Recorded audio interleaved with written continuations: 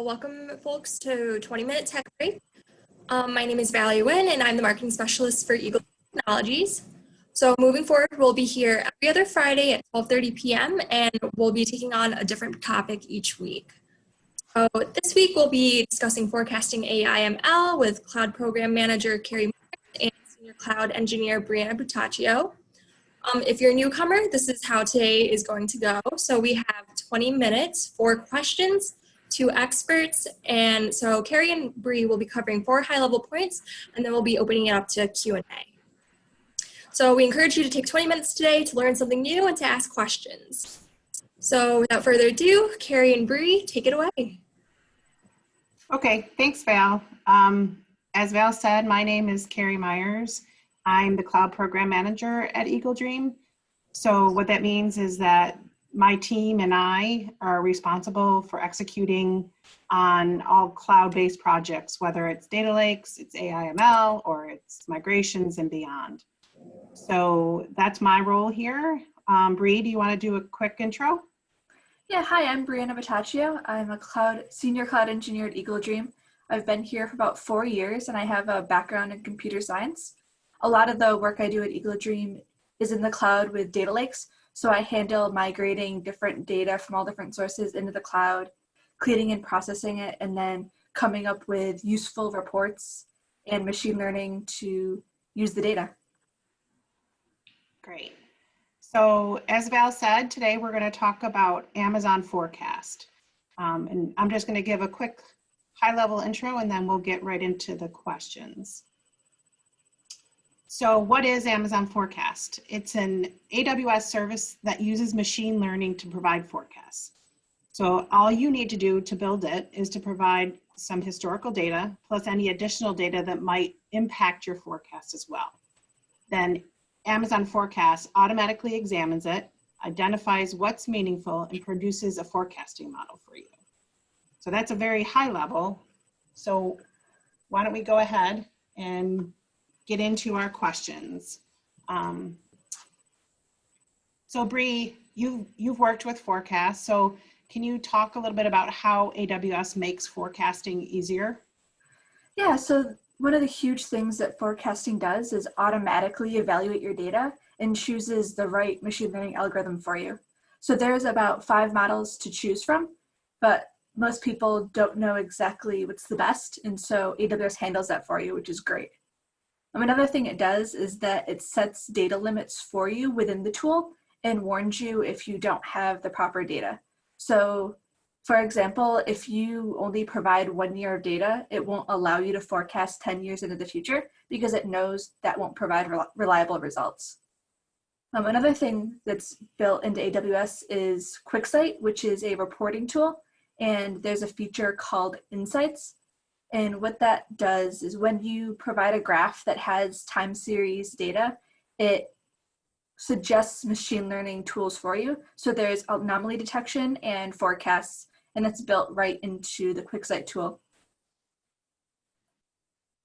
Great, and I'd like to add that those dashboards and visual presentations in QuickSight are great for executive level sharing. They're dynamic and very colorful visualization of data, and they're often C-levels like to see those kind of high-level summaries with color and preciseness.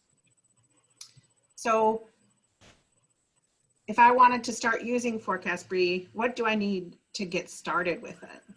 So the first thing to do is pick the metric that you'd like to forecast. So things that you would want to forecast might be revenue, website traffic, or demand for a product.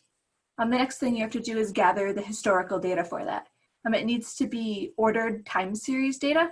For example, that would be daily inventory levels. The next thing you can do is bring in data that would impact your source, and this can be public data.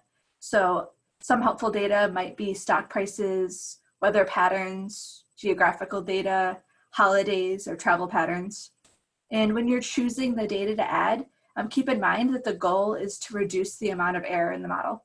So error is introduced because we can't account for all of the variables that impact the model in real life. So we want to pull in as many reliable impacts in data that we can to improve that. Great. It sounds like it has some powerful potential.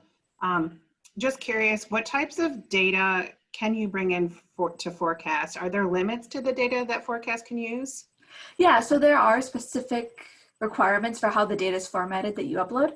The forecast tool wants the data in CSV format, and there's also specific naming conventions for the columns. So when you open up the tool and you go to upload your data, it gives you an example of the requirements of what it's expecting you to upload. So do you have a real life example of when you could use forecast? Yeah, so a really common use case is inventory management. So we could answer the question, when should I restock my ice cream for my stand on the beach? So the first thing I would want to do is pull in my weekly sales for the last 3 years. This would provide about 150 data points, which should be enough for the machine learning model to forecast for me. And that is my main target time series data. The next data that I would pull in is my related time series data. And so for this specific example with ice cream on the beach, I think that schools on vacation would have a big impact on that. I would expect my sales and demand to go up when schools are out, and I would expect them to go down when the weather's bad. So I'd also pull in the historical weather data and maybe take a note if there was a storm or bad weather. And then the last step is to train the model, and I would choose automatic algorithm selection and have the forecasting tool choose the right model for me. That's a cool example. So how long would it take to train this model? So to train the model for this data size would take about a few hours. So you could run it before you go to bed and it would be ready in the morning. Neat. So like all AWS services, there is some terminology around the service and what it uses. And can you kind of just do a brief overview of the different forecast terms that are used?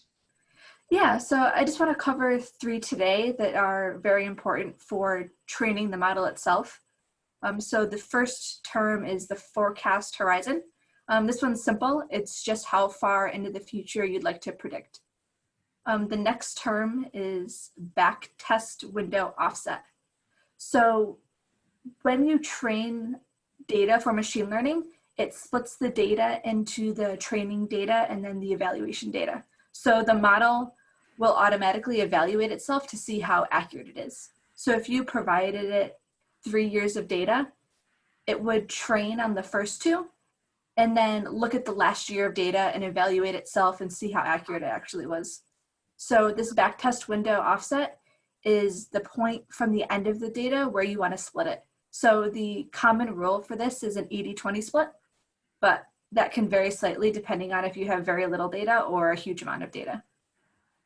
And then the last term is the number of backtest windows. This is the number of times to split the input data for training and evaluation. So the default is 1, but you want to get this number as high as possible. So by increasing the number of times you split the data, it increases the number of times that it's evaluating itself against different sets of data. So when it's low, there's a chance that the model is going to be overfit. And what that means is that you may have 100% accuracy, but the model would only work reliably on that specific data set. So you want to provide it and allow it to train on multiple groups of data so it's able to see variations and different sets.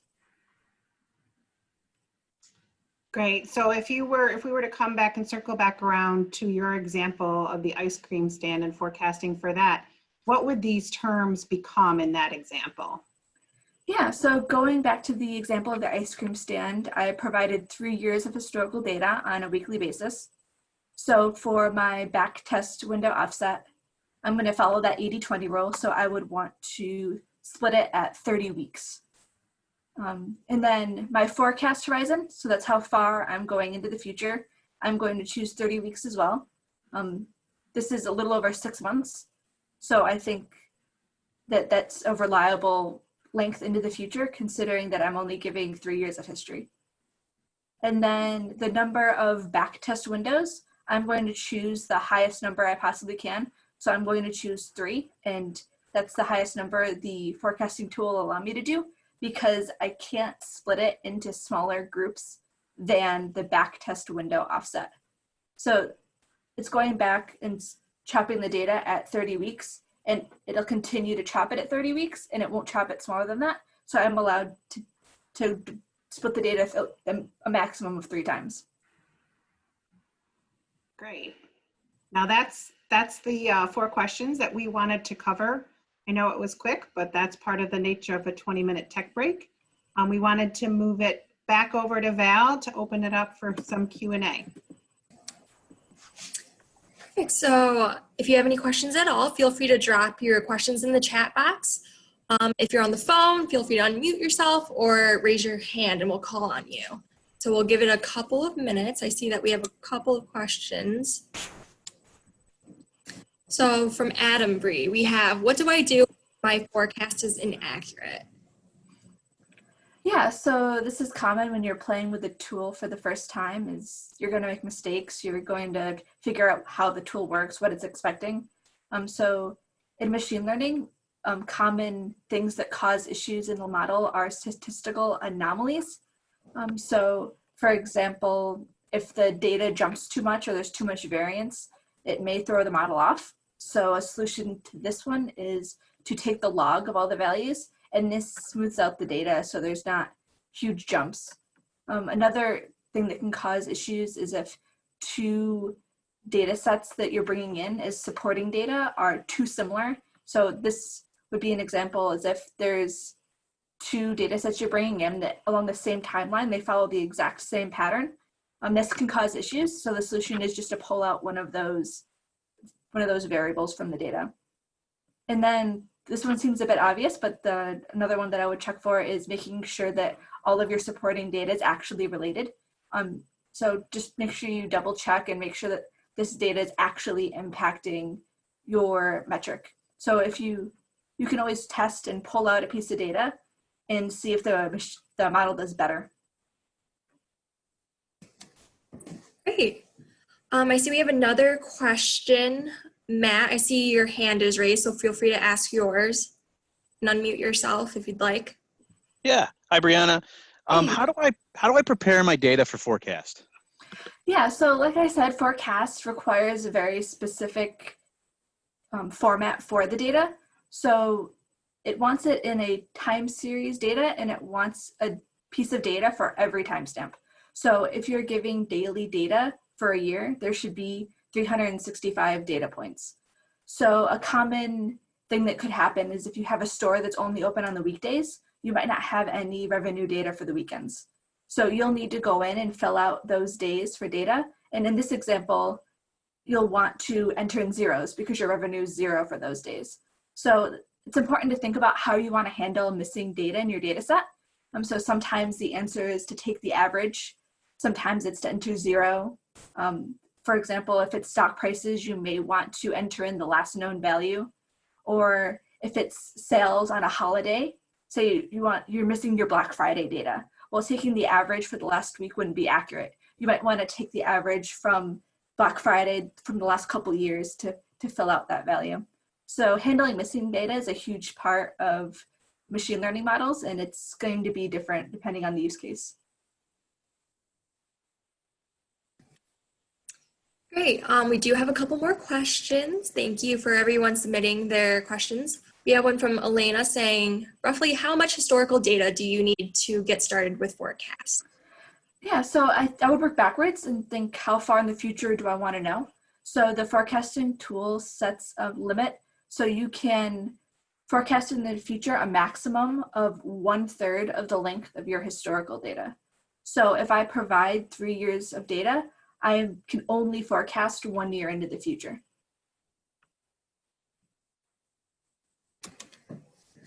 Nice. And we do have another question. From Vishetty, are we able to connect Amazon Forecast to Redshift for the data?